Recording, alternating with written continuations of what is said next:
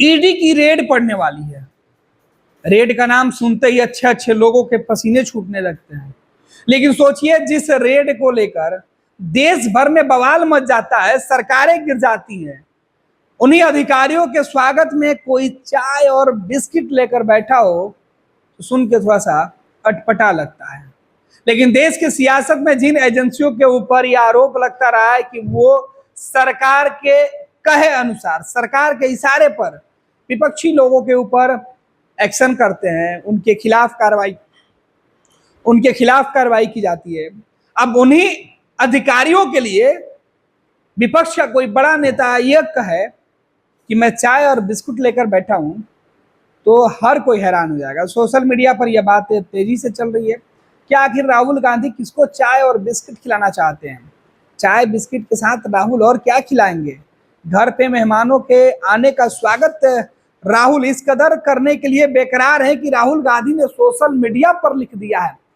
राहुल गांधी ने अपने social media x पर लिखा है कि मैंने संसद के अंदर एक बयान दिया था चक्रव्यूह वाला, जिसमें बीजेपी के ऊपर निशाना था। नरेंद्र मोदी, अमित शाह, राजनाथ सिंह जैसे कई नेता थे, नरेंद्र मोदी के जो सिपा सलाहकार हैं, उन लोगों के ऊपर मैंने कहा कि यह चक्रव्यूह, और इस चक्रव्यूह से बीजेपी के अंदर खलबली मची हुई है, प्रधानमंत्री नरेंद्र मोदी के अंदर खलबली मची हुई है। और उन्होंने जो केंद्रीय जांच एजेंसियां हैं उनको निर्देश दे दिया है कि जाइए राहुल गांधी के घर पे रेड कीजिए, राहुल गांधी के ऊपर रेड कीजिए और लंबे अंतराल पे रेड, सामान्य बरामद करिए कि आखिर ये कहां से इस तरीके के बयान दे रहे हैं।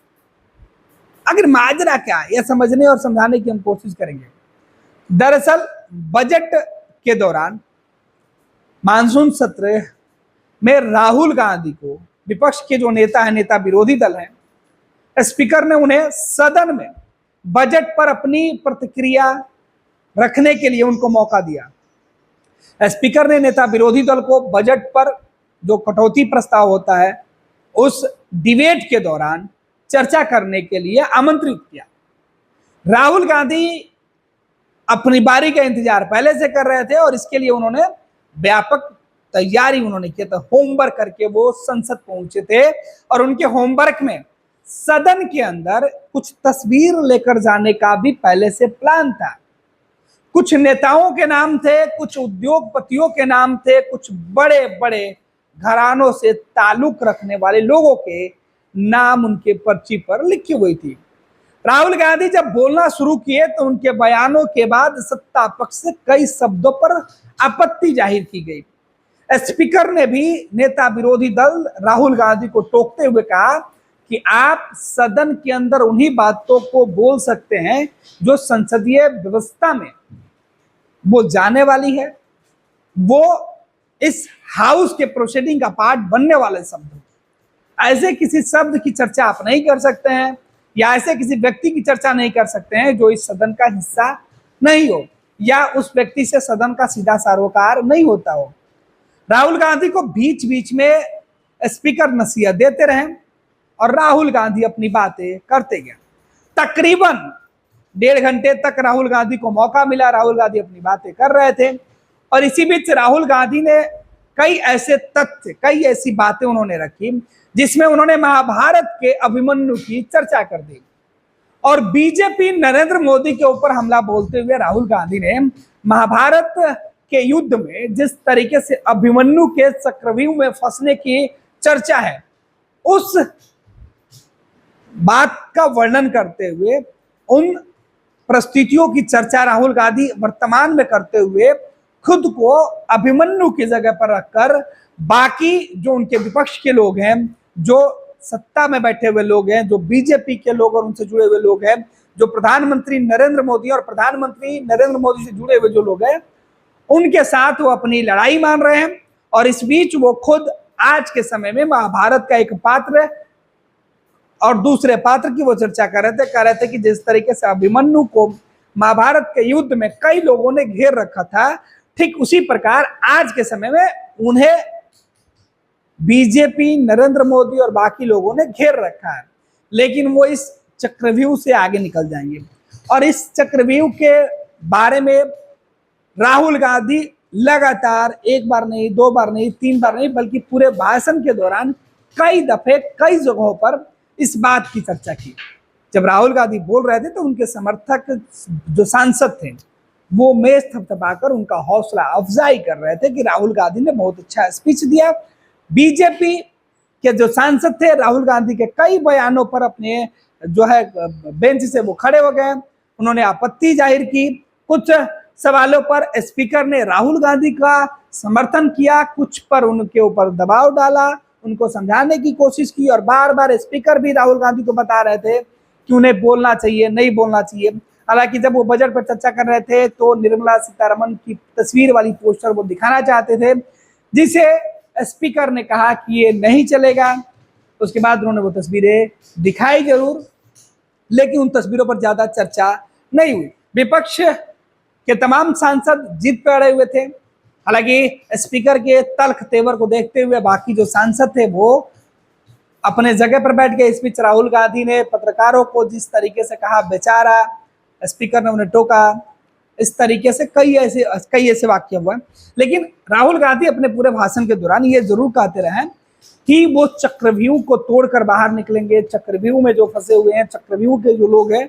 अब इसी चक्रव्यूह के बयान पर राहुल गांधी को अब लगने लगा है, जब बजट भाषण के बाद जब 2-3 दिन का वक्त गुजर गया, 48-50 घंटे का वक्त गुजर गया, तो ईडी में जो उनके जानने वाले लोग हैं उन्होंने राहुल गांधी को यह मैसेज दिया है कि अब आपके खिलाफ एक्शन, कार्रवाई, जांच, छापेमारी, रेड करने का आदेश मिल चुका है और इसके लिए तैयारी की जा रही है। ये राहुल गांधी का सीधे तौर पर सोशल मीडिया एक्स पर लिखे गए जो बयान है, जिसकी हम चर्चा करें, उन्होंने लिखा है कि जाहिर है 2-in-1, यानी जो उन्होंने अपने शब्दों का इस्तेमाल किया है कि 2-in-1 की जो मेरा चक्रव्यूह वाला जो भाषण था, उस भाषण जो जिनको पसंद नहीं आया, उसके बाद ईडी के अंदरूनी सूत्रों ने मुझे बताया है कि मेरे यहाँ छापेमारी करने की योजना बन रही है और अब मैं बाहें फैलाकर इंतजार कर रहा हूं कि जो ईडी के अधिकारी हैं वो मेरे यहाँ रेड करें और मैं उन्हें अपने घर पे चाय और बिस्किट खिलाकर उनका स्वागत करूंगा। तो ये बातें राहुल गांधी कर रहे हैं। राहुल गांधी इस इंतजार में है। राहुल गांधी ने सोशल मीडिया एक्स पर ये बातें लिखी है। उन्होंने सीधे तौर पे कहा है कि मुझे बताया गया है कि जो ईडी के अंदर जो मेरे जानने वाले लोग हैं वो ईडी इंटरेस्टेड जो है वो लोग हैं कि ईडी के जो अंदर मेरे जानने वाले जो लोग हैं, जो मुझे जो विश्वास पात्र हैं, वो मुझे बता रहे हैं। एक सूचना निकल के सामने आ रही है कि मेरे खिलाफ ईडी की रेड हो सकती है और अब उस रेड में आने वाले अधिकारियों के लिए हम चाय और बिस्किट लेकर खड़े हैं। तो इस बात की चर्चा राहुल गांधी ने की थी कि संसद में भाषण के दौरान राहुल गांधी को यह लग रहा है कि उनकी कही हुई बातें, चक्रव्यूह वाले बयान लोगों को शायद जो है पसंद नहीं आया है और इसके वजह से उनके खिलाफ कार्रवाई की जा सकती है। अब देखना है, सोशल मीडिया पर आज राहुल गांधी के खिलाफ ईडी की रेड ट्रेंड है। ऐसे में अगर राहुल के खिलाफ सच में किसी भी जांच एजेंसी की रेड हो जाती है तो राहुल गांधी इससे राजनीतिक रंग देने में पहले से जुटे हुए हैं। एक और माइलेज विपक्ष को मिल जाएगा। अब देखना है कि प्रधानमंत्री नरेंद्र मोदी और बीजेपी के साथ साथ जो जांच एजेंसियां हैं वो राहुल गांधी के इन तमाम आरोपों पर क्या कुछ जवाब देती हैं, सफाई देती हैं। फिलहाल राहुल गांधी ने अपने तरफ से नरेंद्र मोदी को परेशान करने वाला बयान जारी कर दिया है। ये लो मुंह मीठा करो, आज मैंने अपना जॉब छोड़ दिया, अब हम पूर्णिया वापस जाएंगे। जॉब छोड़ दिया है? मतलब ये घर कैसे चलेगा? हम करेंगे क्या? और माँ बाबूजी क्या बोलेंगे? इसलिए मैं एक और मिठाई का डब्बा लाया। अपने बिजनेस के लिए लोन अप्रूव हो गया। अरे लोन अप्रूव हो गया वो तो ठीक है, लेकिन पूर्णिया में हम रहेंगे कहाँ? अपना घर भी तो नहीं है वहां। इसलिए तो एक और मिठाई का डब्बा अलग से लाया हूं। हमने पूर्णिया में घर ले लिया है, पूर्णिया के ई होम्स पैनोरमा में। पूर्णिया में पैनोरमा ग्रुप लेकर आए हैं ई होम्स पैनोरमा, बड़ा घर, आलीशान जिंदगी और अत्याधुनिक सुविधाओं के संग। अरे अरे, अब क्यों मुंह मीठा करवा रही हो? क्योंकि हम घर वापसी जो कर रहे हैं। घर वापसी की खुशी पूर्णिया में ई होम्स पैनोरमा के संग। E-Homes Panorama. Luxurious. Lifestyle redefined.